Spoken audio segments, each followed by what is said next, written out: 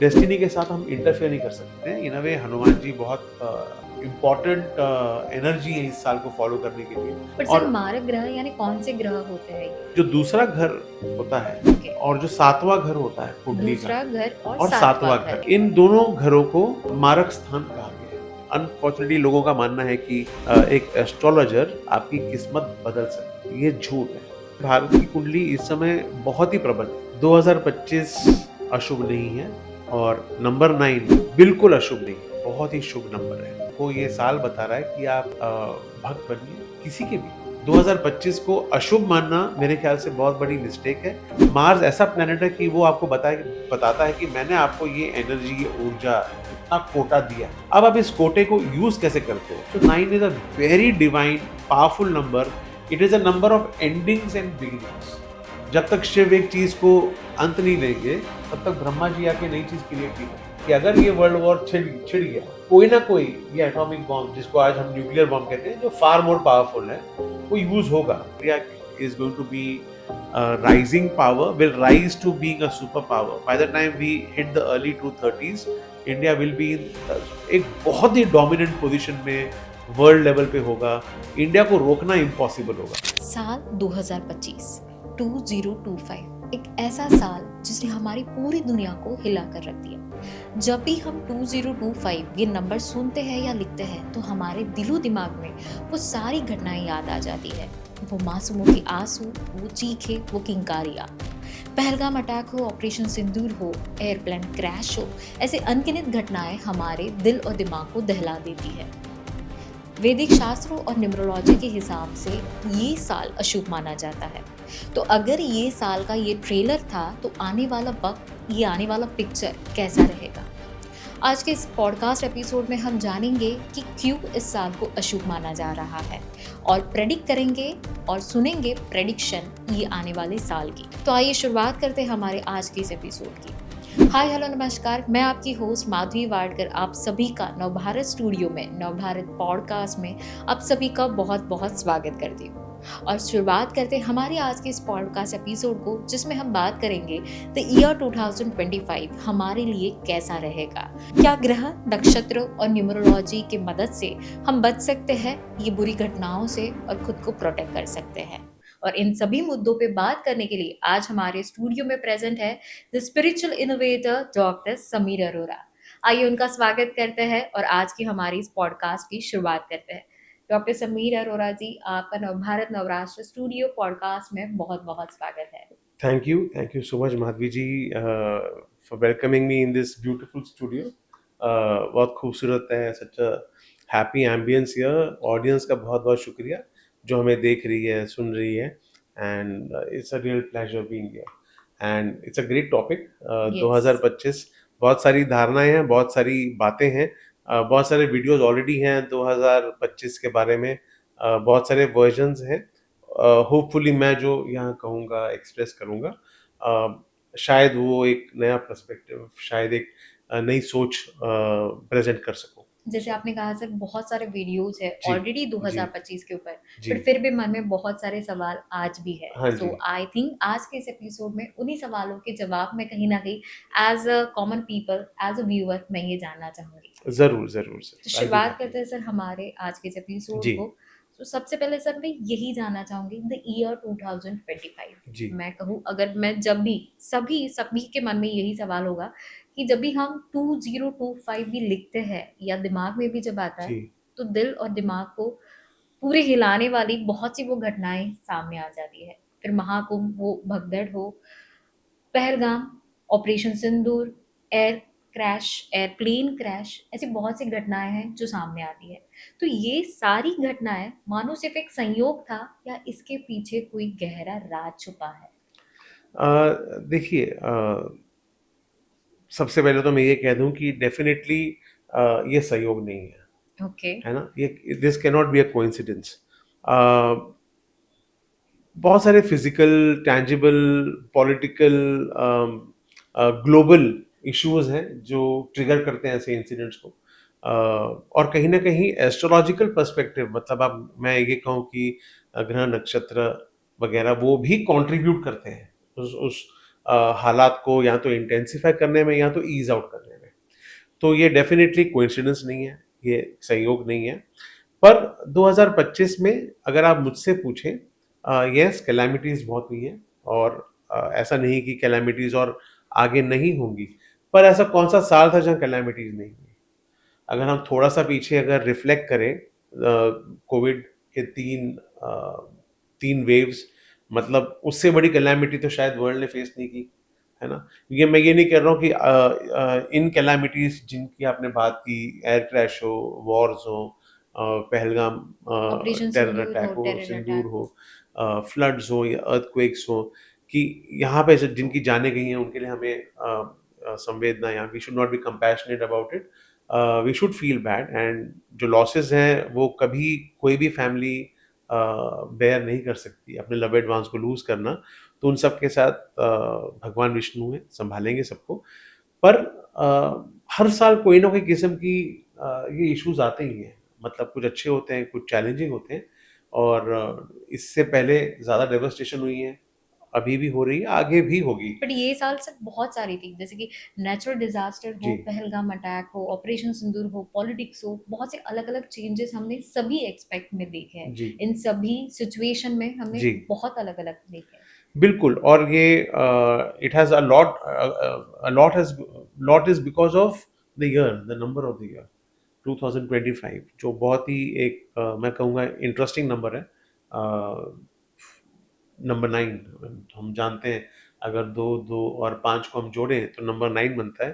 But sir, sorry to interrupt, number 9 के पहले मेरे मन में और एक सवाल है। पूछिए। जैसे आपने कहा कि ग्रह नक्षत्र ये हम्म, संयोग नहीं था, ये सारी घटना है। जी तो एक सवाल ना जो मन में आता है कि उन मासूमों की क्या गलती थी? क्या उनके ग्रह नक्षत्र न्यूमरोलॉजी जो आप कहते हैं, हम्म, तो उसके हिसाब से ये सारी जो सिचुएशन थी, ये जो घटनाएं हुई थी, और वो जो मासूम थे, क्या उनके ग्रह नक्षत्र, उनका कोई कनेक्शन था? इसमें ना मैं थोड़ा सा, अगर मैं एस्ट्रोलॉजिकली कहूँ, हम एक दिन जरूर एक पूरा एपिसोड करेंगे टू अंडरस्टैंड एस्ट्रोलॉजिकली एक चार्ट क्या होती है, ओके। एक कुंडली क्या होती है।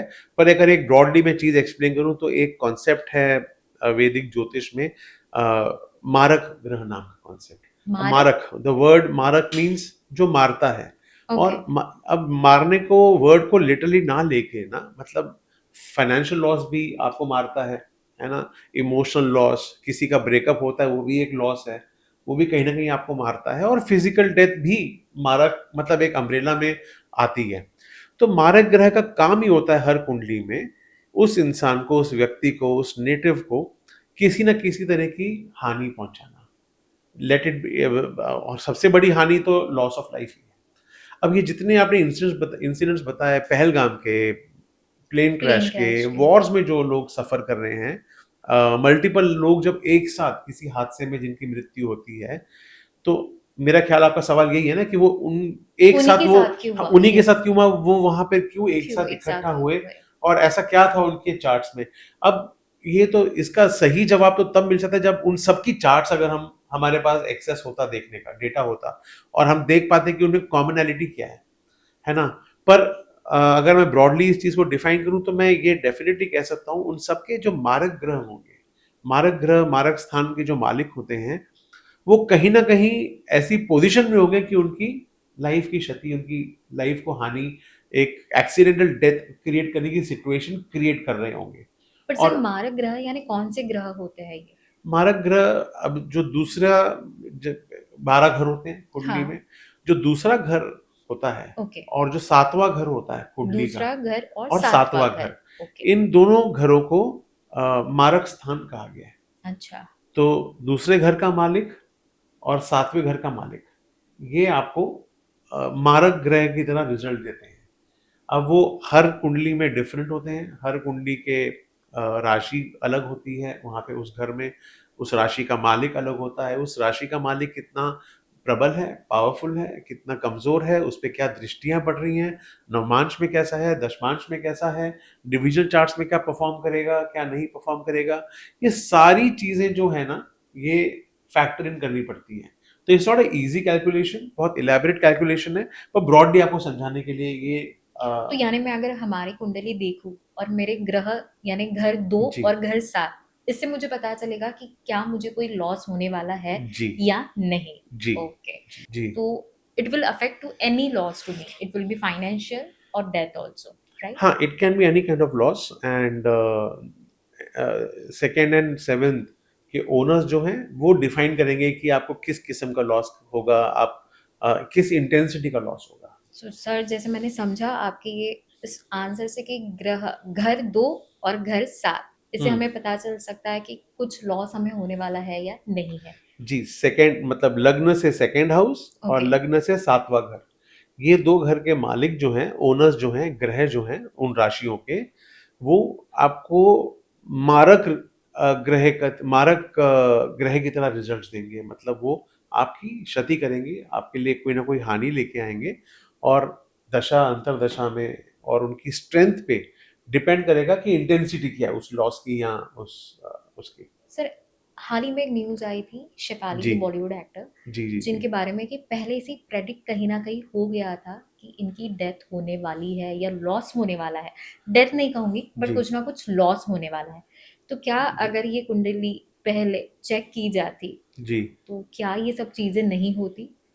ये आपने बड़ा इंटरेस्टिंग सवाल पूछा। इसके दो हिस्से हैं, एक एक करके जवाब देता हूँ मैं।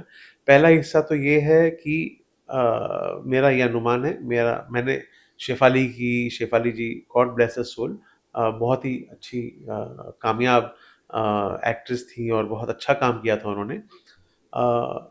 कहीं ना कहीं उनकी मृत्यु में उस दिन अ, उनके मारक ग्रह जो रहे होंगे, यानी कि दूसरे स्थान और सातवें स्थान के मालिक, वो कहीं ना कहीं ऑपरेट कर रहे होंगे दशा में। मतलब महादशा, अंतरदशा, प्रत्यंतर दशा, सूक्ष्म दशा, प्राण दशा, ये जो होती है, कहीं ना कहीं वो प्लैनेट का एलिमेंट जरूर मौजूद होगा, तो वो ट्रिगर कर रहा होगा फॉर श्योर।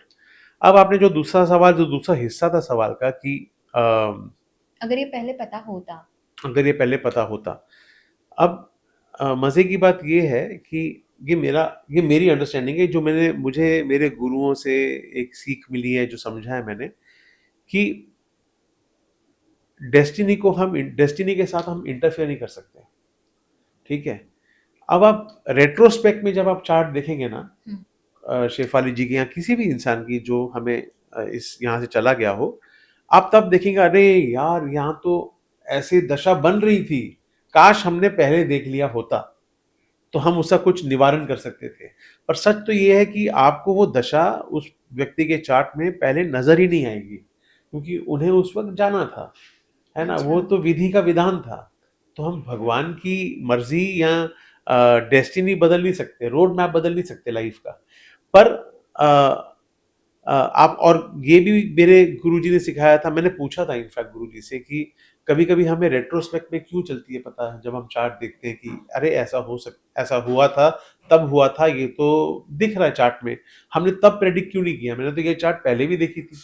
बोला क्योंकि तुमको विष्णु भगवान ने मैं विष्णु भगवान का बहुत बड़ा भक्त हूँ, इसलिए बार-बार रेफरेंस में जब भगवान की बात आती है तो उन्हीं का जिक्र आ जाता है कि विष्णु भगवान ने ये आपको परमिशन ही नहीं दी थी कि आप ये योग देख सकें किसी भी चार्ट में, क्योंकि वो आपको उतनी ही परमिशन देते जब आपके पास कोई क्लाइंट आता है अपनी चार्ट दिखाने के लिए या पढ़वाने के लिए, एनालाइज करने के लिए, आप उतना ही देख सकते हो जितनी उनकी इच्छा। जो हरि की इच्छा उतना ही आपको दिखाएगा वो, और उतना ही बोल पाओगे आप, क्योंकि हम तो इंसान हैं, भगवान वो है, तय वो करता है। हम कौन होते हैं किसी भी चीज को बदलने वाले? यानी हम खाली आपको इंसान। एम्पावर कर सकते हैं कि आप अपनी लाइफ को थोड़ा और इजी कैसे कर सकते हो, आप ऑब्स्टिकल से थोड़ा डील कैसे कर सकते हो। मैं ऑब्स्टिकल हटा नहीं सकता, पर अगर आपको पता हो कि ये मुसीबत आने वाली है, थोड़ा आप ज्यादा ध्यान रख लोगे, थोड़ा आप हेल्थ का ध्यान रख लोगे, थोड़ा आप अपने जो आपके हैबिट्स हैं उनको आप चेंज कर लोगे, तो वो कर सकते हैं। पर मैं आपकी वो इंसिडेंट को, उस रोड ब्लॉक को मैं पूरी तरह हटा नहीं सकता एस्ट्रोलॉजी से। तो ये एक बड़ी खूबसूरत बात है, कॉन्फ्लिक्टिंग बात भी है। लोग अनफॉर्चुनेटली लोगों का मानना है कि एक एस्ट्रोलॉजर आपकी किस्मत बदल सकता है। ये झूठ है। कोई एस्ट्रोलॉजर, नॉस्ट्राडेमस ने इतने प्रेडिक्शन दिए, क्या सारे सच हुए? नहीं, सारे सच नहीं हुए। हम इंसान हैं, हमारे अंदर फ्लॉज हैं, कमियां हैं हमारे अंदर। इस विद्या में कोई कमी नहीं, इससे ज्यादा कंप्लीट वैदिक ज्योतिष से बड़ी विद्या कोई एग्जिस्ट ही नहीं कर सकती इस दुनिया में, ना अभी ना आगे। पर पढ़ने वाले, मैं और बाकी एस्ट्रोलॉजर्स जो हैं, वो तो इंसान है ना, वो कैसे भगवान बन सकते हैं? तो ये तो बहुत बड़ी फॉली है, बहुत बड़ी मिस्टेक है जो हम सब एज्यूम कर लेते हैं और प्रोपोगेट किया जाता है गलत तरीके से एस्ट्रोलॉजी को। यानी ग्रह, नक्षत्र हो या न्यूमरोलॉजी, जी, हमें रास्ते आगे के कैसे होंगे ये बता सकते हैं, बट वो जी, रास्ते वहीं पे होंगे, जी, वो चेंज नहीं कर सकते। जी, रास्ते वही होंगे, गोल पोस्ट वही होंगे, ब्लेसिंग वही होगी, चैलेंजेस वही होंगे। अब चैलेंज आपको बता देगा वो कि देखो चैलेंज आने वाला है, आज से अगर आप थोड़े पैसे सेव करना शुरू कर दो, उस समय तो लॉस आने वाला है। अगर आपने अपने बैंक में इस समय खर्चे कम कर दिए, ऑडी कार के बदले आपने दूसरी कोई छोटी कार खरीद ली, आपने कुछ पैसे सेव कर लिए, तो जब बुरा वक़्त आएगा आप बोलोगे थैंक गॉड मैंने कुछ सेविंग करके रखी थी। बुरा वक़्त उतना बुरा नहीं है अब, है ना? तो ये आपको गाइडेंस जो है ये आपको एक अच्छा एस्ट्रोलॉजर दे देगा। दे सकता जी, है। सर, जैसे आपने गुरु जी की बात की, तो बहुत से गुरु और जी, ज्योतिषों ने भी कहा है कि जब ग्रह, नक्षत्र, उनकी जो दिशा है जी, या स्थिति जब बदलते हैं तो बड़े हादसे होते हैं। तो जी। कौन से ऐसे ग्रह नक्षत्र थे जिसके वजह से 2025 में 2225 में ये इतने सारे हादसे हुए हैं? 3 बड़े ग्रह हैं जिन्होंने अपना, आप बोल सकते हैं गोचर, हम वर्ड यूज करते हैं इंग्लिश में जिसको ट्रांजिट कहते हैं। ओके। राशि परिवर्तन जब करते हैं इनको गोचर कहा जाता है। तो शनि महाराज शनिदेव ने अपना अ, कुंभ राशि से वो मीन में आए। जुपिटर यानी कि बृहस्पति जेमिनी में आए, मिथुन राशि में आए, और राहु जो हैं मतलब कलयुग के मालिक राहु जो राहु। हैं वो कुंभ में आए। तो ये 3 बड़े नक्षत्र जो हैं, ये इन्होंने राशि परिवर्तन किया इस साल में, है ना? और ये 3 ऐसे बड़े ग्रह हैं जो बहुत देर तक एक राशि में रहते हैं। शनि 2.5 साल के लिए, राहु 1.5 साल के लिए, गुरु 1 साल के लिए। बीच में वक्री भी होते हैं तो पीरियड थोड़ा-सा ऊपर-नीचे डिपेंडिंग ऑन द वक्री पीरियड या रेट्रोग्रेड पीरियड थोड़ा ऊपर-नीचे हो जाता है। बट ये 3 बड़े ग्रह हैं जो हमारी लाइफ के ब्रॉडर लेवल को ना इन्फ्लुएंस करते हैं, इम्पैक्ट करते हैं। तो शनि जैसे ही 30 मार्च को आपने बहुत ही चर्चित था, आपने सुना था कि बहुत सारे ग्रह एक साथ मीन राशि में मीन राशि में। यस। जमा हो रहे हैं। It's like a parade of planets happening there. तो बहुत ही इम्पोर्टेंट दिन था एक्चुअली। और वहाँ से जो है आप देखिए बड़े-बड़े चेंजेस हुए हैं। बड़े-बड़े अगर आप हादसे देखें, अच्छी चीज़ें भी हुई हैं। हादसे, हम सिर्फ हादसों पे फ़ोकस करते हैं पर अच्छी चीज़ों पे फ़ोकस नहीं करते यानी हैं। हमारे अगर भारत की कुंडली देखी जी, जाए तो शनि, गुरु और और राहु। राहु, ये तीनों ग्रह जी। अभी हमारे भारत की जी, कुंडली में है। जी। हम सबकी कुंडली में सारे ग्रह हैं। भारत की कुंडली की बात की आपने, भारत की कुंडली इस समय बहुत ही प्रबल है। बहुत ही पावरफुल सिचुएशन में है। और आप देखिएगा जितनी आपको लग रहा है यहाँ पे इस समय दिक्कतें हैं और मुसीबतें हैं, वो कैसे डिसिपेट होती हैं, डिसअपियर होती हैं। हुँ। और इंडिया मतलब आप देखिएगा प्रोग्रेस जो आगे हम आएँगे, ये ग्रह लेके आएँगे हमारे लिए। से भारत की बात आती है, द ईयर जो आता है जी, 2025, जी, अगर मैं एडिशन करती हूँ जी, 2025 की तो नंबर आता है 9। जी, हम लोग 9 ग्रह कहते हैं, नवरस कहते हैं, नवरात्रि कहते हैं, जी, 9 नंबर को बहुत शुभ भी मानते हैं। एक जी, पावर जी, हाउस कहते हैं। जी। तो क्यों 2025 इतना अशुभ हो रहा है? 2025 अशुभ नहीं है। और नंबर 9 बिल्कुल अशुभ नहीं है, बहुत ही शुभ नंबर है। बहुत ही पावरफुल ग्रह के साथ जुड़ा हुआ है, बहुत ही पावरफुल नंबर है। कोई भी नंबर 1 से लेके 9 तक की गिनती कर लीजिए, हर नंबर में अपने हिस्से का चैलेंज, अपने हिस्से की ब्लेसिंग है। तो किसी भी नंबर को आप अशुभ या शुभ जब डिक्लेयर करते हैं, आप एक्चुअली एक बहुत बड़ी एनर्जी के साथ इंटरवीन कर रहे हैं, जो नहीं करना चाहिए हमें।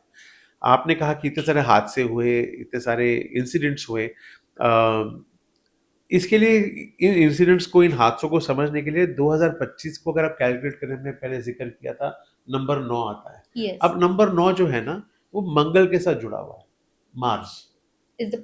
पावरफुल इट्स ग्रह। It's the most, one of the most, Mars ऊर्जा है आपकी, मार्स एनर्जी है। मार्स के बिना हम ज़िंदा नहीं रह सकते। मार्स हमारे अंदर का ब्लड का फ्लो है। ब्लड का फ्लो बंद हो गया तो क्या होगा इंसान का? तो आपको ये जो हम बोलते हैं ना, गरम मिजाज कहते हैं, अंदर की वार्मथ कहते हैं, अंदर की फायर कहते हैं, ये सूर्य और मार्स लेके आते हैं हमारे अंदर। तो बहुत ही बहुत जबरदस्त और पावरफुल प्लैनेट्स हैं जो बहुत बढ़िया काम करते हैं, है ना? अब ये इंसिडेंट्स भी क्रिएट करते हैं क्योंकि इतनी एनर्जी है, क्योंकि इतनी फायर है।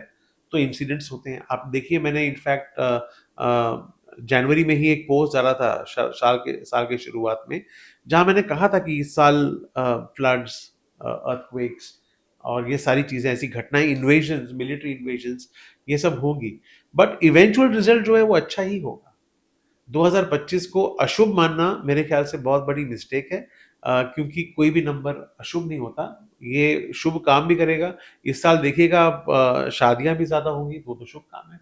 हम हमेशा हर हवन की पूजा की शुरुआत मंगल ग्रह से करते हैं, हम गणपति जी से करते हैं, है ना।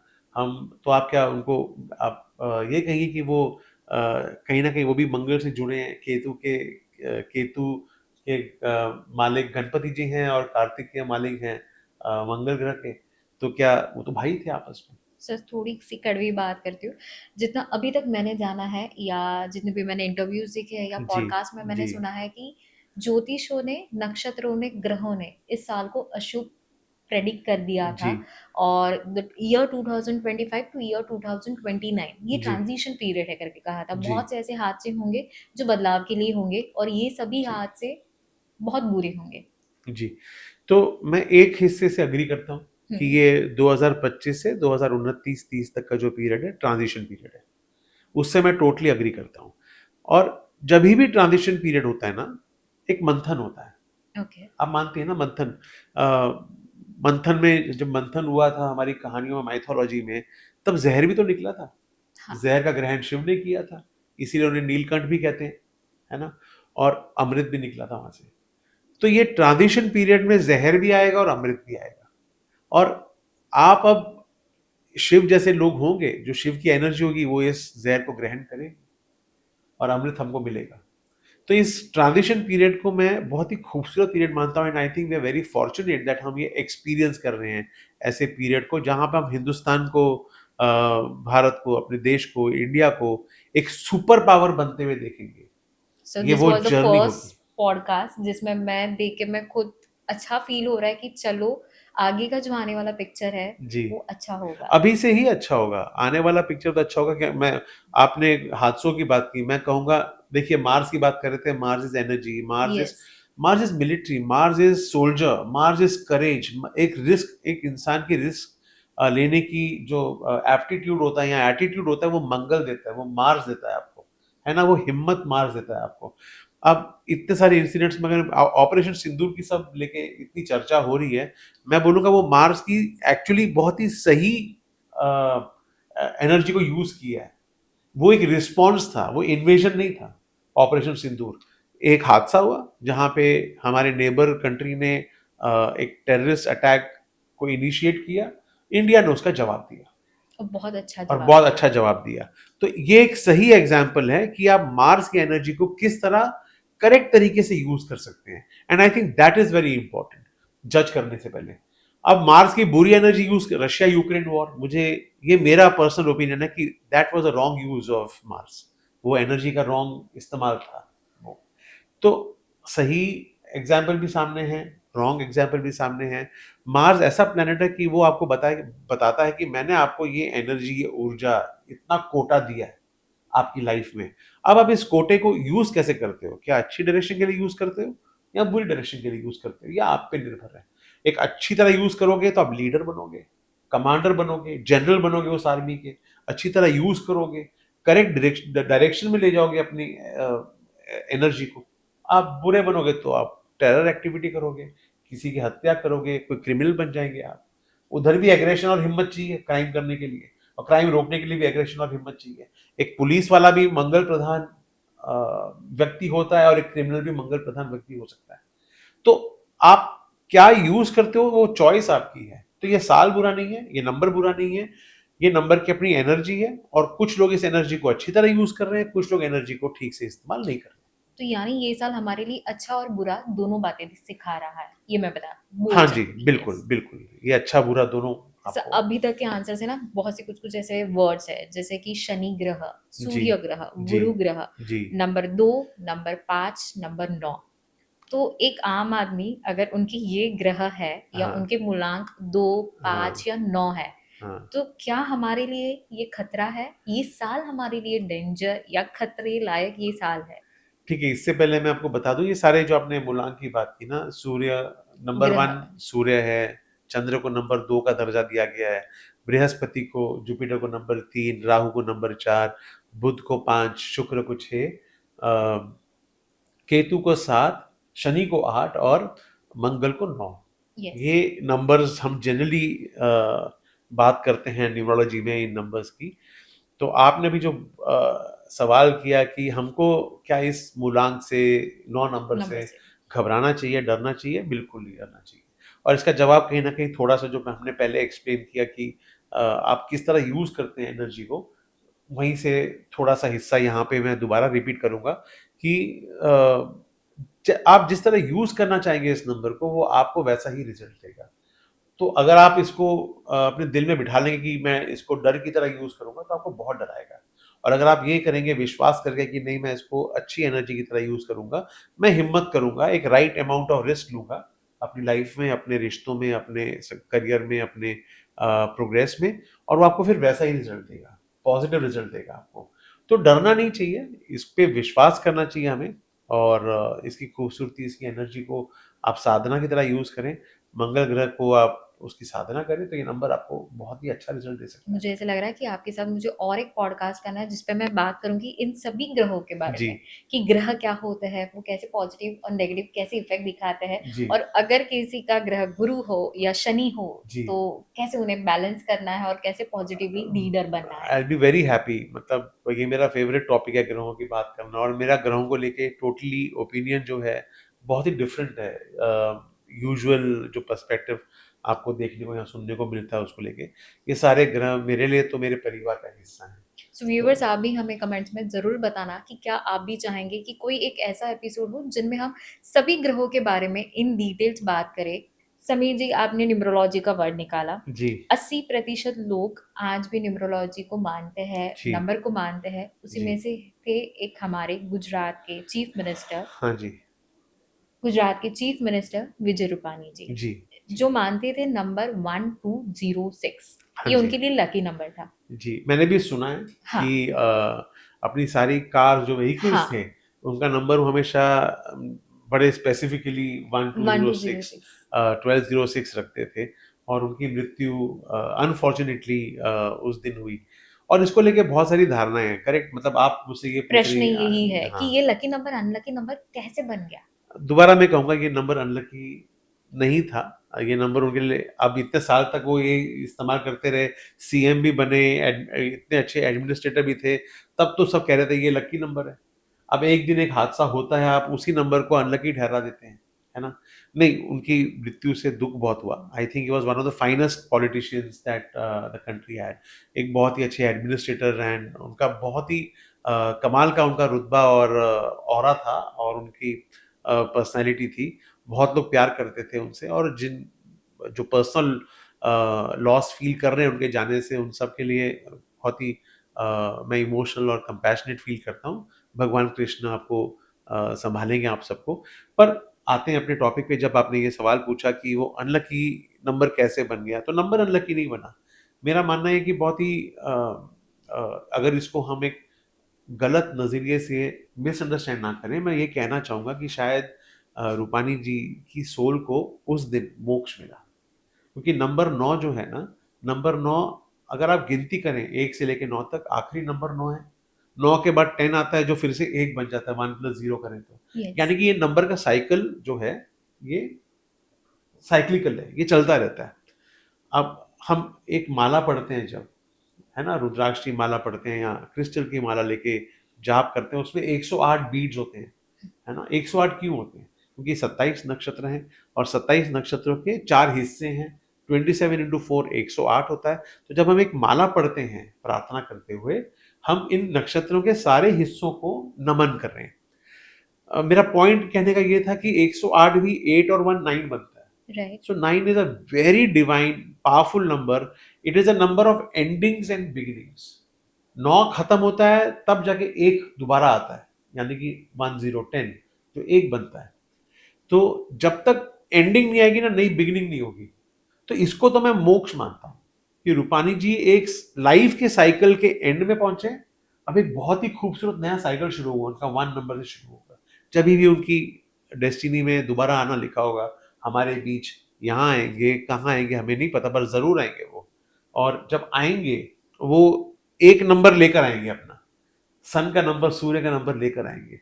मंगल ने उनको इस समय थोड़ी देर के लिए एक नींद आप कह सकते हैं, थोड़ी देर के लिए उनको एक आराम दिया है, एक ट्रांजिशन फेज दिया है, जहाँ पे अब उनकी सोल डिसाइड करेगी कि जब मैं लौटूंगा इस पावर के साथ, नंबर वन के पावर के साथ, अब मैं क्या करूंगा। तो सर इसको आपने तो मैं नंबर मोक्ष 9 मानता हूँ। मोक्ष मानते हो, तो सर आपने नंबर 9 इतनी बहुत अच्छी बात कही। जी। हमारे भारत का आज कुंडली के हिसाब से अगर हम जी। लोग देख रहे हैं 2025 जी। प्लस नंबर 9 आता है, तो जी। कहीं ये भी कुछ एक हैप्पी शुरुआत की जर्नी स्टार्ट होने वाली है, यानी कोई एंडिंग और कोई अच्छी शुरुआत। बिल्कुल दिस बिल्कुल। प्रेडिक्ट इनफैक्ट बहुत, I am sure not only in India chart, but बहुत सारे लोग अपनी लाइफ में बहुत सारी चीजों की एंडिंग देखेंगे। मैं लाइफ की बात नहीं कर रहा हूँ, किसी की लाइफ पे मैं कमेंट कभी नहीं करना चाहता, मैं इंसिडेंट्स की बात कर रहा हूँ, इवेंट्स की बात कर रहा हूँ कि इवेंट्स एंड होंगे और नया इवेंट शुरू होगा। ये साल एंडिंग्स और बिगिनिंग्स का है, तो जब नई बिगिनिंग होती है, नई शुरुआत होती है, it is a time to celebrate actually, है ना। आप जब भी नई शुरुआत करते हैं और एक पुरानी चीज का अंत होता है, जब तक पुरानी कोई चीज का अंत नहीं होगा तो नया नई चीज कहां से आएगी। जब तक, देखिए, अंत के मालिक जो है ना, एंड करने के, ट्रांसफॉर्म करने के मालिक शिव है। जब तक शिव एक चीज को अंत नहीं देंगे, तब तक ब्रह्मा जी आके नई चीज क्रिएट नहीं करेंगे। तो क्या ये कलयुग की शुरुआत है या कलयुग की अंत की शुरुआत है? नहीं नहीं, ये ना ना कलयुग की शुरुआत है, ना कलयुग के अंत की शुरुआत है। ये इंडिविजुअल साइकिल्स में हम एंडिंग्स और बिगनिंग्स देखेंगे। हम तो बहुत ही अर्ली स्टेज है कलयुग के इस समय। कलयुग शुरू काफी पहले हो चुका है और हम बहुत अर्ली स्टेज में हैं, और कलयुग की एंड तो अभी बहुत दूर है। कल्कि आएंगे हमें उस एंड के आसपास, और हमें प्रॉपर एंड तक ले जाके दोबारा सतयुग में हमें ले जाएंगे अपने हाथों के साथ, हाथों से। तो वो तो खैर दूर है। पर कलयुग की बात की तो मैं इतना जरूर कहूंगा यहाँ पे कि Kalyug is called the dark age, है ना। अंधेरा, और अंधेरे के जो राजा हैं वो राहु और केतु हैं। यस। तो in dark age, in this age of Kaliyuga, the सबसे बड़े ग्रह जो हैं, जो सबसे इंपॉर्टेंट पार्ट प्ले करेंगे, वो राहु और केतु हैं। सर 1941 जी। ये ईयर बताया जाता है कि 1941 का जो कैलेंडर है जी। और 2025 का जो कैलेंडर है जी। वो ऑलमोस्ट सेम है, सेम ही है। तो जैसे कि 1941 में वर्ल्ड वॉर 2 हुआ था, जी। ऑपरेशन सिंदूर वर्ल्ड वॉर 3 ही लग रहा था कि ये वर्ल्ड वॉर 3 है। जी। तो सेम वैसी ही सिचुएशन रिपीट होंगी हमारे ये 2025 में? नहीं, उस इंटेंसिटी से रिपीट नहीं होगी, क्योंकि उस वक्त और अभी के वक्त में एक बहुत बड़ा फर्क ये आ गया है कि नाउ, पहले सिर्फ एक या दो कंट्रीज के पास एटॉमिक बॉम्ब्स थे, या वैसी पावर थी जो एक सुप्रीम पावर कह सकते हैं आप, है ना। जो किसी को भी बुली कर सकते हैं। हम कॉलेज में बच्चों में ये टर्म यूज सुनते हैं, बुली। तो तब ऐसा हो गया था। पर आज कई सारे देश हैं, कई सारे ऐसे पावरफुल नेशंस हैं जिनके पास ये ताकत है, और ये ताकत का इस्तेमाल वो कर सकते हैं अपनी सुरक्षा के लिए, अपनी प्रोटेक्शन के लिए। तो जो भी देश चाहे जितना बोल रहे, सच तो ये है कि सब एक दूसरे से बहुत डरे हुए हैं, क्योंकि आज ये पॉसिबिलिटी है कि अगर ये वर्ल्ड वॉर छिड़ गया, युद्ध हो गया, वर्ल्ड वॉर 3, कोई ना कोई ये एटॉमिक बॉम्ब, जिसको आज हम न्यूक्लियर बॉम्ब कहते हैं, जो फार मोर पावरफुल है, वो यूज होगा, और it will be the end. और क्योंकि मेरा थियरी ये भी है कि क्योंकि कलयुग के अर्ली स्टेज में है, और कलयुग अभी बहुत दूर है, ये न्यूक्लियर वॉर हो नहीं सकता अभी इस समय, और न्यूक्लियर वॉर नहीं होगा तो थर्ड वर्ल्ड वॉर भी नहीं होगा। सो nuclear war will be and, will be devastation. मतलब फिर आप समझिए कि खाली गिने चुने लोग रह जाएंगे दुनिया में जो सत्युग देखेंगे, और वही, मतलब वो एंड आएगा। आप इसको ब्रह्मास्त्र मान लीजिए, आप इसको वो न्यूक्लियर बॉम्ब का डेवस्टेशन मान लीजिए, स्टॉर्म मान लीजिए, पर वो तब आएगा जब जब कलयुग बहुत अपने पीक पे होगा और जब खत्म होने वाला होगा। तो मेरा मानना ये है कमिंग टू 2025 की, नहीं, ये वर्ल्ड वॉर जैसी नरेटिव बनेगी। अब ऑलमोस्ट देखिए, वर्ल्ड वॉर की तरह बातें, नरेटिव तो बहुत ही है। अगर एक इजराइल और पैलेस्टाइन का वॉर चल रहा है, तो कई सारे देश पैलेस्टाइन की तरफ है, कई सारे देश इसराइल की तरफ है। ईरान इसराइल वॉर हो गया तो बहुत सारे देश ईरान को सपोर्ट कर रहे थे, उनके लिए वॉइस उठा रहे थे, बहुत सारे देश इसराइल के लिए कर रहे थे। इंडिया पाकिस्तान में पहलगाम का युद्ध हुआ, ये ऑपरेशन सिंदूर हुआ, तो बहुत सारे देश न्यूट्रलिटी मेंटेन कर रहे थे, कुछ इंडिया के पक्ष में थे, कुछ पाकिस्तान के पक्ष में थे। तो नरेटिव्स बनेंगे ऐसे वर्ल्ड वॉर के, और ऐसा लग जाएगा। फॉर एग्जाम्पल, अगर इंटेंसिफाई होता कि कई लोगों ने मुझे पूछा क्या चाइना वॉर में जंप इन करता इंडिया पाकिस्तान के, अगर 3 दिन से ऊपर वॉर चलती और ये पॉज नहीं होता। मेरा मानना है कि नहीं करता, वो ओके। सिर्फ कहता रहता, पाकिस्तान को इनडायरेक्टली सपोर्ट करता। अब मुझे ये बताइए ना कि रशिया यूक्रेन वॉर में इतने कई अभी 2-3 साल हो गए वॉर होते हुए, चाइना वहां पे उनको सप्लाई कर रहा है चीजें, पर डायरेक्टली चाइना पार्टिसिपेट नहीं कर रहा ना वॉर में। तो वर्ल्ड वॉर तो इसको नहीं कह सकते। हाँ, थर्ड वर्ल्ड वॉर की तरह नरेटिव बिल्ड किया जा रहा है, एक दूसरे को धमकियां दी जा रही हैं, और अंदर से सब डरे हुए हैं, सब जानते हैं, सब कॉशियस हैं, इंटेलिजेंट है। India is one of the country which is very responsible nuclear power, इसीलिए इंडिया ने फर्स्ट यूज से परहेज रखा है अपना वर्ल्ड फोरम में। पाकिस्तान ने ऐसी कोई ट्रीटी साइन नहीं की है। सी ये साल में पॉलिटिकल भी हम लोग ने बहुत से चेंजेस जी। देखे, पॉलिटिक हो या क्रिमिनल इंसिडेंट्स हो, जी। तो इन सब के बारे में क्या कहेंगे? ये जो सारी घटनाएं थी पॉलिटिकल्स जी। में या क्रिमिनल्स में, इनके पीछे इन घटनाओं का और ग्रहों नक्षत्रों का क्या कनेक्शन था? एक बहुत इंटरेस्टिंग कनेक्शन है, पर वो कनेक्शन बताने से पहले ना मैं ये बताना चाहूँगा, हम जो नया साल मनाते हैं 31 दिसंबर, 1 जनवरी, वो एक ग्रेगोरियन कैलेंडर की तरह उस पे निर्भर होके हम वेस्टर्न तरीके वेस्टर्न से कल्चर हम लोग हम से। सेलिब्रेट करते हैं। पर सनातन धर्म में, हिंदू कल्चर में, हिंदुइज्म में जो हिंदू कंट्रीज हैं, इंडिया हुई या नेपाल, हिंदू डोमिनेटेड कंट्रीज जो हैं, वहाँ पे हिंदू कैलेंडर को हम फॉलो करते हैं। हिंदू कैलेंडर मतलब विक्रम संवत्सर जिसे कहता है। संवत्सर एक टर्म है जो एक 60 ईयर्स का एक पीरियड होता है, जो संवत्सर चेंज होता है साइक्लिकल तरीके से। हम अभी 53rd ईयर में हैं संवत्सर के, और हिंदू कैलेंडर तब बनता है हमारा जिस दिन सूर्य जो है मेष राशि में प्रवेश करता है ना, चैत्र के महीने में। गुड़ी पाड़वा हम जिसे गुड़ी कहते हैं। पाड़वा कहते हैं, चेती चांद होता है, उगाड़ी कहते हैं आंध्रा और तेलंगाना में। तो अब देखिए कई प्रांत सेलिब्रेट करते हैं हम हिंदू न्यू ईयर को अलग तरीके से, तो उसकी अहमियत है। अब हिंदू न्यू ईयर जब बनता है और एक कैलेंडर बनता है हिंदू न्यू ईयर के हिसाब से, तो एक प्लानिटरी कैबिनेट होता है। जैसे ओके। गवर्नमेंट की कैबिनेट होती है भाई, होम मिनिस्टर, प्राइम मिनिस्टर, फलाना फलाना फलाना, उसी तरह ये ग्रह भी एक पॉलिटिकल पोजीशन एज्यूम करते हैं कि मैं राजा हूं इस साल का, और ये मंत्री है, ये डिफेंस मिनिस्टर है, ये एनवायरनमेंट संभालेगा, ये फलाना रिसोर्सेज संभालेगा। तो इस साल के जो किंग मंत्री हैं, किंग है, मतलब राइट। पावरफुल सबसे पोजीशन में है, जो रूल कर रहे हैं इस साल के संवत्सर को, वो सूर्य है ना। अब सूर्य को आप अगर हम मॉडर्न तरीके से बात करें तो गवर्नमेंट है। सूर्य पिता होते हैं, गवर्नमेंट होता है, स्टेटस होता है। अब सूर्य शाइन करता है ना। सूर्य कंट्रोल करता है लाइफ को, तो हमको गवर्नमेंट कंट्रोल कर रही है हमारी लाइफ को, जो चल रही है रोज की, स्टेट गवर्नमेंट, सेंट्रल गवर्नमेंट्स। तो आपने पॉलिटिकल बात की, इसीलिए मैंने ये बात छिड़ी कि क्योंकि सूर्य कंट्रोल कर रहा है इस साल को, जो टॉप गवर्नमेंट जो रेजीम है उसको चैलेंज करने के लिए बहुत सारे रेबेलियंस होंगे, पर सूर्य को कोई हरा नहीं पाएगा। सूर्य सूर्य है, सूर्य इज अ किंग। तो ये पॉलिटिकल शिफ्ट जो आप देखेंगे, आप पॉलिटिकल, आप अगर आप पिछले पास्ट इलेक्शन देख लीजिए जो हुए हैं, they have all gone in the favour of the current regime. मतलब सूर्य ने अपनी पोजीशन संभाल के रखी हुई है और वो हिलेगी नहीं पोजीशन। तो जितने पॉलिटिकल शिफ्ट हो जाएं, पॉलिटिकल कॉम्बिनेशंस बन जाए, पहले भी बने पॉलिटिकल कॉम्बिनेशंस बहुत सारे, अभी भी बने और आगे भी बनेंगे political combinations, but they will remain small players. वो जैसे कि ठाकरे बंधु 20 साल के बाद एक साथ एक मंच पे आना।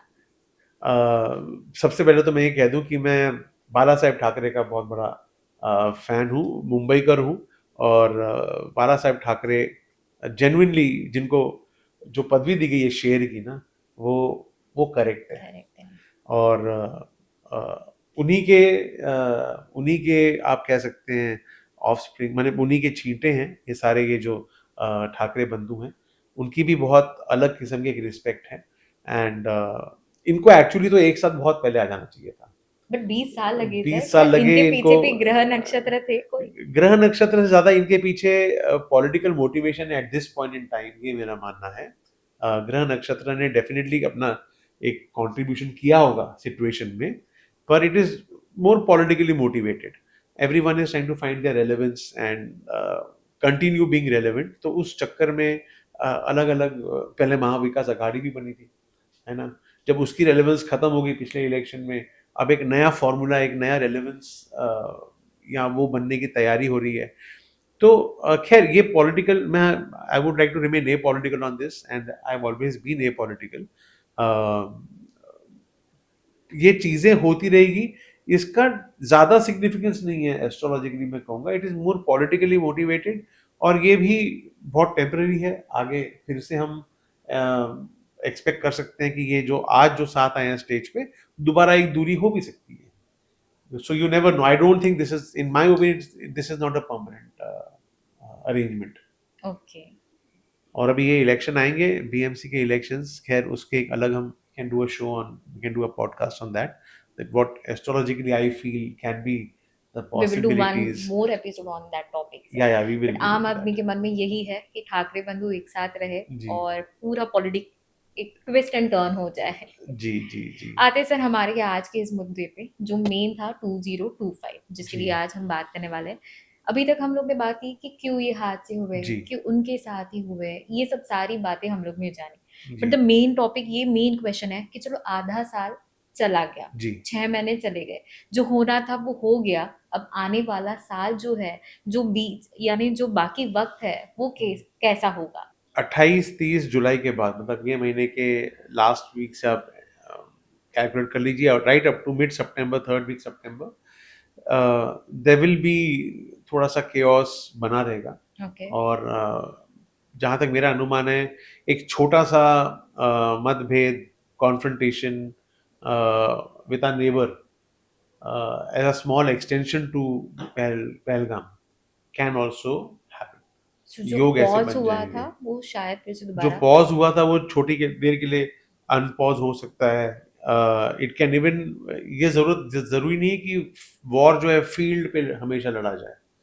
एक वर्ल्ड फोरम पे एक मैसिव कॉन्फ्रंटेशन भी हो सकती है, जिसका रिजल्ट इंडिया के फेवर में ही होगा यानी दोबारा. कहीं ना कहीं प्रेडिक्ट हो रहा है कि वॉर फिर से हो सकता है, not on the field but कहीं ना कहीं वॉर फिर से हाँ, होगा. मतलब वॉर ऑफ वर्ड्स कह दीजिए. मतलब आप इंडस वाटर ट्रीटी अब तक बरकरार है.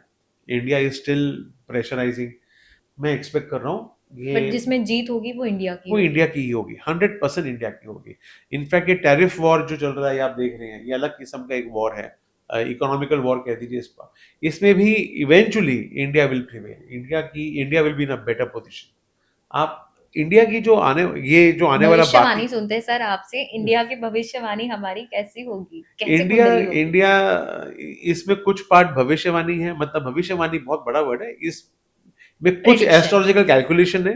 मैं आई यूज अ वर्ड कैलकुलेशन है, और कुछ मेरी भावनाएं हैं इंडिया को लेके.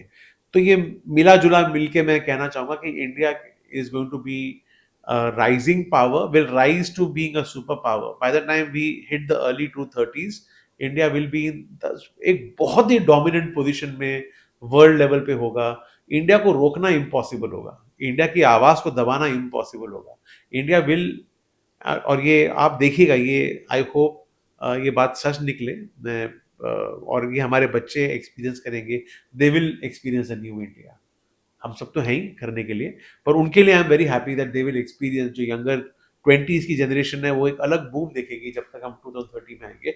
वॉर्स होंगे, ऐसा नहीं कि वॉर्स नहीं होंगे, कॉन्फ्रंटेशंस होंगी, मिलिट्री इन्वेजन्स होंगे, पर इन सबको पार करके ना हिंदुस्तान जो है, ये तिरंगा जो है, will make a terrific impact in world politics. बहुत अच्छा लगा सर, ये सुन के ही बहुत अच्छा लगा. जब ये होगा तब और अच्छा लगेगा. जी बिल्कुल बिल्कुल. सर जैसे मैंने कहा कि प्रेडिक्ट करना चाहेंगे, यानी प्रेडिक्शन में आपसे सुनना चाहूंगी कि अलग अलग फील्ड जो है हाँ. उसमें कैसे होगा आने वाला ये till December 2025. So there can be there is a, मतलब कुछ और I expect some earthquakes, जैसे Okay. natural disasters हैं, earthquakes, floods, थोड़ी सी devastation उस लेवल पे डेफिनेटली मैं एक्सपेक्ट कर रहा हूँ कि वो होने के चांस हैं. फॉरेस्ट फायर्स, ऐसी चीज़ें होंगी. नेचुरल डिजास्टर्स थोड़ा बढ़ेगा. देखिए, मार्स भूमि है, मंगल जो है ना भूमि है, लैंड है, लैंड. तो मंगल का साल है, तो लैंड रिलेटेड इश्यूज तो एक्सपेक्टेड हैं. मतलब जैसे अर्थक्वेक जैसी चीजें हम सुन भी रहे हैं, कहीं हो रहे हैं. दोबारा मैं एक बार, मेरा 9 जनवरी का पोस्ट अगर आप चेक करेंगे, मैं ऑलरेडी उसमें लिख चुका था. ये सब कि ये होने वाला है।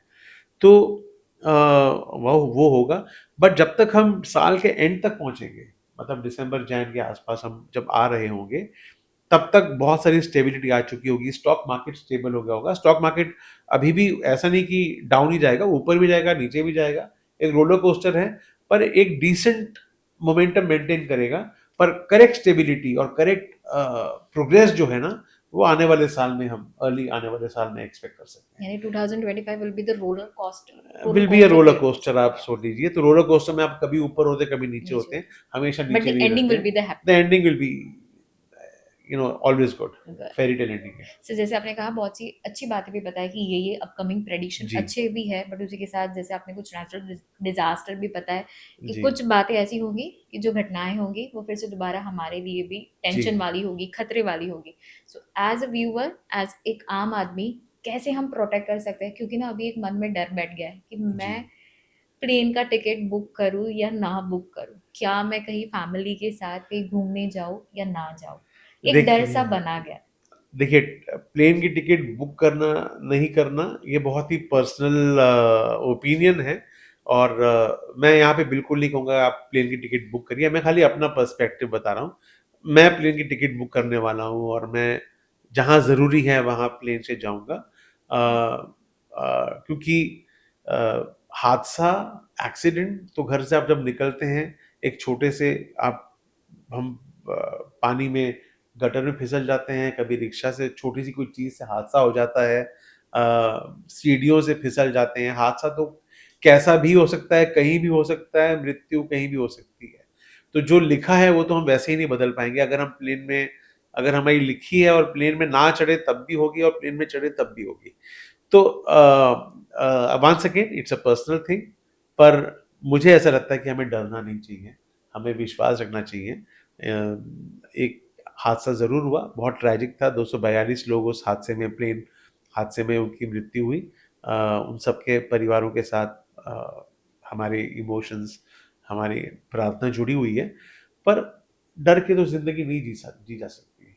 फिर तो घर से निकलना, मैं यहाँ आया पॉडकास्ट के लिए, घर से यहाँ निकलते भी कुछ हो सकता था, है ना? तो डर से नहीं, विश्वास से। हादसे पहले भी हुए हैं, हादसे होते भी रहेंगे।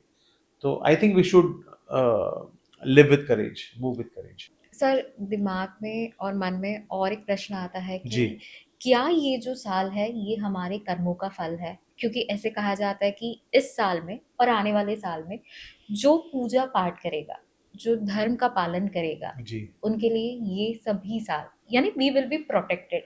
जैसे कि ये सभी बातें बताई जाती है सनातन धर्म में, इनके बारे में आप क्या कहेंगे? अ, सनातन धर्म एक कमाल का कॉन्सेप्ट है, और डेफिनेटली हम कहीं ना कहीं थोड़ा सा भटक रहे हैं, थोड़ा सा डिविएट हो रहे हैं उस उनकी जो सीख थी, उस धर्म की जो बातें थी। ऐसा नहीं कि मैं 100% फॉलो कर कर पाता हूँ, मैं भी कहीं ना कहीं I fall short of it. तो ऐसा, मैं भी फ्लॉ ह्यूमन बीइंग हूँ, मेरी अपने फ्लॉज हैं। पर एक, जैसे मैं कॉन्सेप्ट अगर मैं आपको बताऊं, मेरे नाना जी कहा करते थे, और जो मैं बहुत बिलीव करता हूँ, बहुत ब्यूटीफुल कॉन्सेप्ट है, वो ये है ब्रह्म मुहूर्त वाला कॉन्सेप्ट, ब्रह्म है ना? मुहूर्त, अब यस। ब्रह्म मुहूर्त जैसे कहा गया हमारे सनातन धर्म में कि सूर्य के आने से पहले का जो 1.5 घंटा है, 2 घंटा है, वो ब्रह्म मुहूर्त का समय है। फॉर एग्जाम्पल, अगर सूरज 6:30 बजे, पौने 7 बजे राइज होते हैं, सनराइज होता है, तो 4:30 ऑनवर्ड्स आप पकड़ लीजिए अप्रोक्सीमेटली, इज द ब्रह्म मुहूर्त। अब ब्रह्म मुहूर्त में अगर हम उठते हैं सन को वेलकम करने के लिए, सन की रेस को वेलकम करने के लिए, it is a very powerful and potent, मतलब कमाल का एक वो मोमेंट है। अगर मैं आपको एक सिंपल एग्जांपल में समझाने की कोशिश करूं कि हमको पता है हमारे घर में मेहमान आने वाला है ना?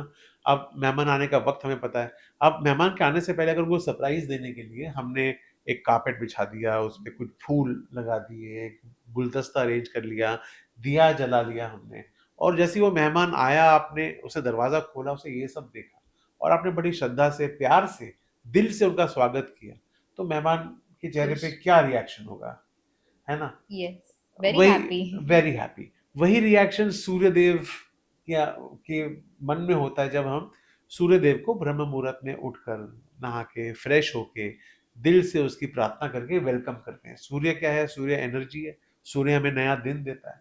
सूर्य हमें नई ऊर्जा देता है, लाइफ देता है, लाइफ सोर्स है, उसके बिना जिंदगी ही नहीं है ना? तो अब ऐसे पावर को अगर हम वेलकम नहीं करेंगे या दिल से उनका स्वागत नहीं करेंगे, दिल से उनकी श्रद्धा नहीं करेंगे, तो हमें वो एनर्जी कम पड़ जाएगी हमारी लाइफ में। वो उतनी एक्साइटमेंट से, अब वही मेहमान आके जब बैठेगा आपके साथ, वो इतना खुश होगा कि आपके, अगर आपने 2 चीज़ कम भी बनाई हो अपनी अपनी क्षमता के हिसाब से, ज़्यादा बनाई हो, उसको फ़र्क नहीं पड़ेगा। तो कहीं न कहीं सनातन धर्म हमें एक्चुअल हम देखे जाए तो लॉजिक भी है इसके बहुत पीछे। खूबसूरत लॉजिक है और हम उन्हीं लॉजिक्स को उनको अब हम कहते हैं अरे ये पुरानी बातें हैं, ये पुरानी पीढ़ी की बातें हैं। फैक्ट ये है कि वो ज़्यादा एडवांस हैं हमसे। हम एक्चुअली पिछड़ गए हैं, हम एक्चुअली इवॉल्व नहीं हुए हैं, हम एक्चुअली रिवर्स जा रहे हैं और इसी इसी इसी चीज़ का नाम कलयुग। सो मैं इसी से साथ और एक सवाल जी, पूछूंगी कि जैसे ये भी कहा जाता है कि ये जो साल है इष्ट देव हनुमान जी का साल है, जी। सही है ये? हाँ, इन अ वे सही है क्योंकि मंगल ग्रह के साथ हनुमान जी को भी जोड़ा गया है, शनि के साथ भी जोड़ा गया है। तो आप कह सकते हैं इन अ वे हनुमान जी बहुत इम्पोर्टेंट एनर्जी है इस साल को फॉलो करने के लिए। और हनुमान जी की एनर्जी क्या है? आप माधवी जी, अगर मैं आपसे पूछूं, आपके लिए हनुमान जी क्या है एक वर्ड में? एनर्जी है, पावर है। जी, मेरे लिए भक्ति है। हनुमान जी सिंबलाइजेस भक्ति। राम की तरफ जो राम की उनकी तरफ। भक्ति थी, माँ सीता की तरफ जो भक्ति थी, वो कमाल की थी। यस। तो ये साल भक्ति का साल है। तो अगर कहीं ना हनुमान कहीं जी, ये साल हमें फिर से स्पिरिचुअलिटी के लिए भी उस पाथ पे भी लेके जा रहा है। बिल्कुल हमको ये साल बता रहा है कि आप भक्त बनिए, किसी के भी, कोई भी, मैं किसी रिलीजन को स्पेसिफाई नहीं कर रहा हूँ यहाँ पे। आप किसी के साथ भी अपने माता-पिता के भक्त बन सकते हैं आप। आप किसी गुरु के भक्त बन सकते हैं, किसी भगवान में मानते हैं भगवान के, विष्णु के, शिव के, हनुमान जी के, किसी भी, मतलब आप भक्ति रखिए अपने अंदर। भक्ति का मतलब क्या होता है? व्हाट इज़ भक्ति? भक्ति is a point of surrender, yes. जहाँ पे आप पूरी तरह से निर्भर हैं, पूरी तरह से आप अपने आप को उनके चरणों में रख देते हैं, जिसकी भी भक्ति करते हैं आप उसकी। तब आपको वो आशीर्वाद, वो शक्ति मिलती है। हनुमान जी की शक्ति राम जी के आशीर्वाद से थी, है ना? तो वो भक्ति से मिली, इसीलिए उनसे बड़ा कोई एग्ज़ाम्पल नहीं है भक्ति का, हमारी हिस्ट्री में, हमारी कहानियों में। एज अ पर्सनल एक्सपीरियंस अगर मैं ये पूरे साल को नहीं कहूँगी बट 2025 फ्रॉम द स्टार्ट अभी तक जी, जो है, जी, अगर मैं मेरे खुद के एक्सपीरियंस से या ऑब्जर्वेशन से जो मैंने सीखा है, जो मैंने समझा है कि ब्रह्मांड का संदेश अगर जो है वो है कि अभी जो मोमेंट में है, हाँ जी, live in the current moment. उसी जी, के साथ कहीं ना कहीं बैठना है, सोचना है कि आखिर हमें क्या चाहिए, किसके पीछे किसके लिए हम भाग रहे हैं, और हमें लीव करना है इसी मूवमेंट पे। और कहीं ना कहीं स्पिरिचुअल जो पाथ है, आध्यात्मिक हम जो जी, कहते हैं, जी, उसके बारे में सोचना है, उससे जुड़ना है। जी। आप क्या कहेंगे as a spiritual inventor, what will be the ब्रह्मांड संदेश फॉर अस? मैं थोड़ा डीप जाऊँगा। आपने जो कहा लिव इन द मोमेंट वाली बात, वो तो वो सही है और वो लिव इन द मोमेंट तो हमें हमेशा ही एज़ अ पॉलिसी कोशिश करनी चाहिए रहने की। पर अगर मैं ब्रह्मांड की बात करूँ, ब्रह्मांड में ये जो ग्रह हैं, शक्तियाँ हैं, ये सब इन्वॉल्व्ड है उस ब्रह्मांड में। तो मेरा मानना ये है कि हम कलयुग में हैं और कलयुग के जो सबसे प्रभावी ग्रह हैं वो है राहु केतु। और इनको अगर हम थोड़ा समझ लें ना, ब्रह्मांड का संदेश भी समझ आ जाएगा। राहु खाली सर है, उसका धड़ नहीं है। हम जानते हैं, पुरानी कहानी है स्वरभानु राक्षस की, तो सिर्फ सर है राहु का और केतु का सर नहीं है, सिर्फ धड़ है। राइट। तो अगर इसको आप थोड़ा अंडरस्टैंड करें सिंपल तरीके से, जिस इंसान का पैर ना हो, मतलब जुड़ा ना हो धरती से, तो वो ग्राउंडेड नहीं है, सिर्फ सर है। यानी कि इमेजिनेशन, इल्यूजन, एस्पिरेशन, एम्बिशन, सिर्फ लस्ट, डिजायर्स, यही सब कुछ है जो एक दिमाग में होते हैं। इनोवेटर आदमी इनोवेट इनोवेट भी कर सकता है, विजनरी हो सकता है, क्योंकि वो सब दिमाग का खेल है। और ग्राउंडिंग का खेल केतु का, वो आपको धरती से जोड़ के रखता है, प्रैक्टिकलिटी से जोड़ के रखता है। आपकी माता से, धरती को माँ कहते हैं हम, माँ से जोड़ के रखता है आपको। अब अगर राहु केतु को आप इमेजिन करो, अगर एक कर दो, तो उसको राहु केतु की एनर्जी को सर भी होगा उनके पास और धड़ भी होगा। तो ब्रह्मांड का मैसेज मेरे ख्याल से ये है कलयुग का, कि राहु और केतु की एनर्जीज को बैलेंस करिए, उनको जोड़िए, ताकि राहु केतु एक साथ काम करें आपके लिए। आपके पास विजन भी हो राहु का और केतु की प्रैक्टिकलिटी भी हो, तो आप सक्सेसफुल हो पाएंगे। समीर जी, आप न्यूमरोलॉजी एक्सपर्ट हैं, आप बुक लिख रहे हैं न्यूमरोलॉजी के जी, ऊपर, जी, उसी के साथ कुंडलिनी ज्ञान, इसका भी आपको बहुत अच्छा ज्ञान है। आप जी, स्क्रीन राइटर है, वेदा स्पेक करके आपका खुद का भी एक चैनल है, जहाँ जी, पे आप सनातन धर्म हो, वेदास हो हमारे, इसके जी, बारे में आप बात करते हैं। जी, तो जाते-जाते जी। सभी व्यूअर्स को डूज़ एंड डोंट क्या हाँ। बताएँगे इस साल के लिए? जैसा आपने कहा कि मैं अभी भी स्टूडेंट हूँ इन सब चीज़ों का। मैं अपने आप को एक्सपर्ट आज भी नहीं मानता, अब भी सीखता रहता हूँ, पढ़ता रहता हूँ, कोर्सेज़ करता रहता हूँ, बातें भी करता हूँ। अपने चैनल द वेदा स्पीक मेरा जो अपना एक प्लेटफ़ॉर्म है, वहाँ पे वेदों की बातें, पुराणों की बातें, महाभारत, रामायण इनकी कथाएँ, वो आज कैसे इम्पोर्टेंट हैं या रेलेवेंट हैं, अ, वो सब बातें मैं वहाँ करता हूँ। आप ज़रूर फ़ॉलो करिए मुझे वहाँ पर भी।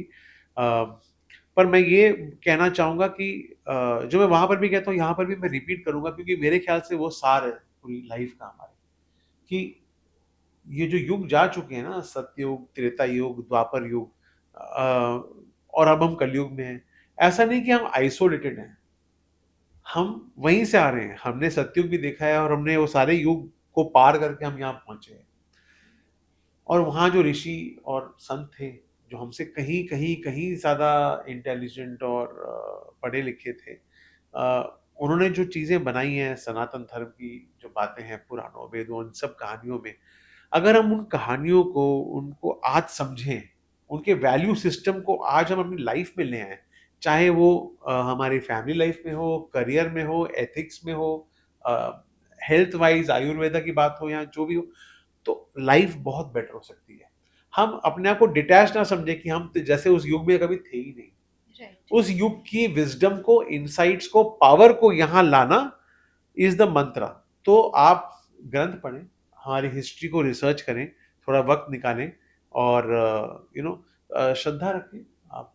और सबसे सस्ती चीज़ जो हमारे पास है, वो हमारी इंटेंशन है, जिसमें हमें पैसे नहीं खर्च करने पड़ते।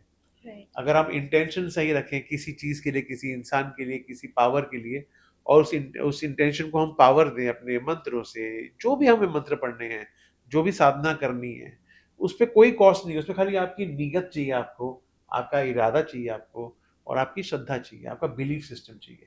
तो आई थिंक बिलीफ सिस्टम होना, सनातन धर्म की वैल्यू करना, पुराने ऋषि-मुनि ने जो बातें कही हैं, उनको आपको लाइफ में एम्ब्रेस करना, अपने माता-पिता की रिस्पेक्ट करना, एक अच्छे इंटेंशन से ये जो अलग-अलग देवी-देवताएँ हैं, ग्रह हैं हमारे, उन सबको प्यार से, रिस्पेक्ट से अपनी फैमिली की तरह अपनी लाइफ में इनवाइट करना, यही मेरा संदेश है। एंड इसमें से जो भी कर सकें आप लोग, आप करिए and I am very confident कि आप सबकी लाइफ बहुत खूबसूरत हो जाएगी। से जाते-जाते एक रैपिड फायर राउंड। हाँ, अच्छा, 2025 डर या सीख? सीख, ज्योतिष, विज्ञान या विश्वास? विश्वास, न्यूमरोलॉजी, सच या झूठ? बिल्कुल सच, फ्लाइट, भरोसा या डर? भरोसा, कुदरत, दोस्त या दुश्मन? बिल्कुल, बहुत बड़ा दोस्त। एक ऐसा श्लोक जो हमें हमारे डेली लाइफ में बोलना चाहिए या हमारे डेली रूटीन में लाना चाहिए? हरे राम, राम राम, हरे हरे, हरे कृष्ण, कृष्ण कृष्ण, हरे हरे। ये महामंत्र है। इससे बड़ा मंत्र नहीं। ये इसी मंत्र में आपको पूरी लाइफ मिल जाएगी, पूरी लाइफ का सार मिल जाएगा, फिलॉसफी मिल जाएगी, जवाब मिल जाएँगे। ये मंत्र से ज़्यादा पावरफुल मंत्र मेरे हिसाब से कोई। थैंक यू समीर जी, आज आप स्टूडियो में आए और जी, मैं यही कहूँगी बाय माय पर्सनल एक्सपीरियंस, अभी जी, तक मैंने जितने भी पॉडकास्ट या सोशल मीडिया पे जितने भी द ईयर 2025 मैंने सुना है, जी, कहीं न कहीं मन में और डर पैदा हुआ था कि क्या आने वाले वक़्त भी इतने डेंजरस रहेंगे।